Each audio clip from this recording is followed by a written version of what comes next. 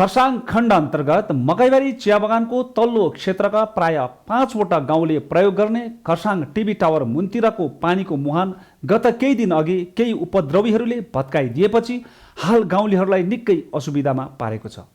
यसबारे गाउँलेहरूले आक्रोश व्यक्त पनि गरिरहेका छन्। पानीको विकट समस्या भएपछि आज सम्पूर्ण गाउँका मानिसहरू पानीको मुहानमा आएका थिए।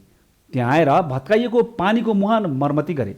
यसबारे स्थानीय राजकुमार गुरुङले पत्रकारहरूसँग कुराकानी गर्दै गत केही दिन अघि केही उपद्रवीहरूले यो पानीको मुहान भत्काइदिएपछि गाउँलेहरूलाई धेरै असुविधा भइरहेको बताए। तिनले यस सम्बन्धमा खरसाङ थाना, खरसाङ महकुमा शासक, पिएचई विभाग लगायत प्रशासनका अन्य अधिकारीहरूलाई पनि लिखित जानकारी गराएको औ त्यहाँबाट सकारात्मक जवाफ पाएको बताए। कम्ती छ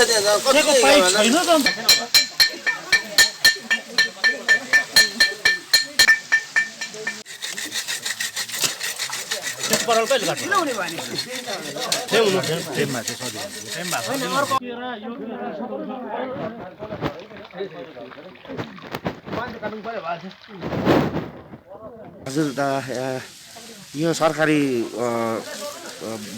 सरकारकै प्रयासबाट चाहिँ यो 2011 मा हाम्रो यहाँ पिउने पानीको बन्दोबस्त हाम्रो तल माने मुनि मकैबारी मुनि लोवर मकैबारीलाई चाहिँ तपाईँको नभएको 18/2000 पब्लिकहरूको लागि चाहिँ एउटा खानेपानीको बन्दोबस्त गरेको थियो। अस्ति गत तारिक 9 तारिक है 9 तारिकको दिन चाहिँ केही सामाजिक उपद्रवहरूले हाम्रो पिउने पानीको चाहिँ एकदम मुहान एकदम ध्वस्त बनाइदिएको रहेछ। त्यसले गर्दा हामी एकदम गाउँको सबै समस्त ग्रामवासीहरू चाहिँ आज मिलेर त्यही मर्मती गर्नुको लागि चाहिँ आएको। अब यो 2019 मा पनि यसरी नै भत्काइदिएको थियो।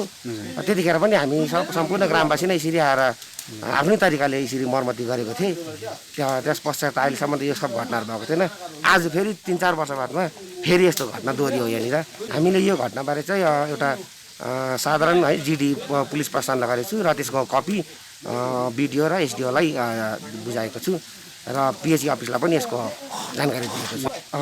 आज पुलिस प्रशासनहरू चाहिँ आज यहाँनिर यसको निरीक्षण गर्न आउँछु भनेको छ र पिएचईबाट चाहिँ अब आज तपाईँहरूले जसो कस्तो तरिकाले गर्नुहुन्छ गर्दै गर्नुहोस् भनेको छ र भोलि पर्सितिर चाहिँ सायद पिएचई डिपार्टबाट पनि उहाँहरूको स्पेसल टिम आएर निरीक्षण गर्दै हुन्छ।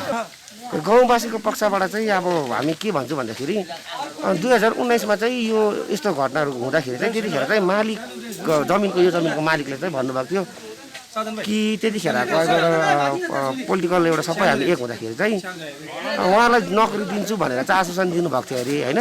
तर अब हामीलाई त त्यो सब विषयमा त थाहा छैन, हामी त अज्ञान छु त्यो सब विषयमा, हामी उहाँलाई त्यो दिनु पनि सक्दिनँ। तर अब त्यतिखेरको चाहिँ अब त्यो पानी त्यतिखेर हामीले यो मुहान मर्मती उहाँलाई नै अब मर्मती गरिदिनुहोस्, त्यहाँ जति नाफा नोक्सान हुन्छ तपाईँले नै उयो गरिदिनुहोस् भन्दा चाहिँ त्यतिखेर चाहिँ उहाँलाई गरेर चाहिँ सम्झाएर गरेको थिएँ। अब अहिले चाहिँ कसले भत्कायो के गर्यो अहिले त हामीलाई त्यही ज्ञान छैन, किनभने 2019 मा त मालिक अगाडि आउनु भएको थियो, अहिले त कोही पनि आएको छैन अहिलेसम्म। त्यसले गर्दा अब यो कसले चाहिँ भत्काएको हो त्यो चाहिँ अब हामी किटान गरेर चाहिँ भन्न सक्दिनँ।